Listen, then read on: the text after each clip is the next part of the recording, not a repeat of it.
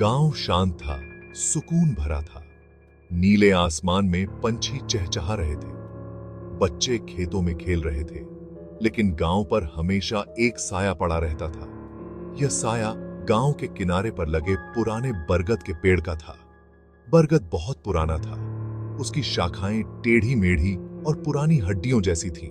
उसके पत्ते हमेशा गहरे रंग के रहते थे, यहां तक कि गर्मी के दिनों में भी। गांव वाले उससे दूर ही रहते थे।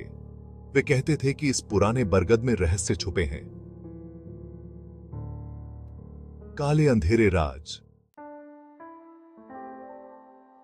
गांव वाले बरगद के पेड़ के बारे में फुसफुसाते थे। वे कहते थे कि यहां भूत रहता है, एक छोटी बच्ची का भूत जो कई साल पहले गायब हो गई थी। कुछ लोगों ने रात को उसके रोने की आवाज सुनी थी।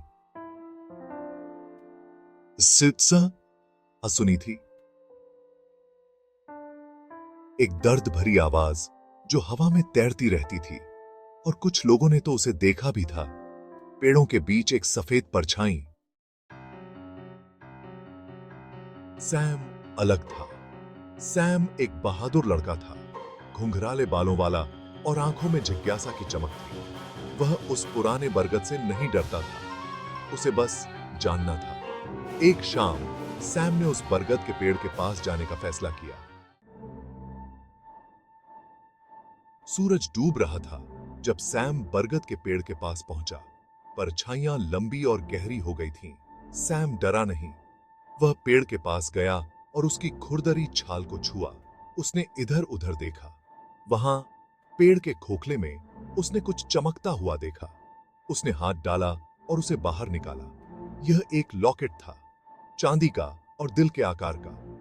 यह पुराना और फीका पड़ गया था, लेकिन फिर भी सुंदर था। सैम ने उसे खोला। अंदर हंसती आंखों वाली एक जवान लड़की की तस्वीर थी। अचानक सैम ने एक आवाज सुनी, एक फुसफुसाहट, धीमी और उदास। धन्यवाद, यह बोली। तुमने इसे ढूंढ लिया, तुमने मुझे ढूंढ लिया। सैम डरा नहीं। वह जानता था कि यह कौन था, उस छोटी बच्ची का भूत। क्या हुआ? सैम ने पूछा। मैंने अपना लॉकेट खो दिया था, आवाज बोली। मैं यहां खेल रही थी और यह गिर गया। मैं इसे ढूंढ नहीं पाई। मैं इसके बिना चैन से नहीं रह सकती थी। चिंता मत करो, सैम ने कहा। मैंने इसे ढूंढ लिया है। उसने लॉकेट पेड़ की जड़ में रख दिया। हवा शांत हो गई, फुसफुसाहट चली गई। अगली सुबह गांव वाले हैरान थे। गांव पर छाया हुआ साया गायब हो गया था। वह पुराना बरगद का पेड़ अलग दिख रहा था। उसके पत्ते ज्यादा हरे भरे लग रहे थे। उसके आसपास की हवा किसी तरह हल्की लग रही थी। फुसफुसाहट बंद हो गई। फिर कभी रोने की आवाज नहीं सुनाई दी। उस छोटी बच्ची का भूत शांत हो गया था।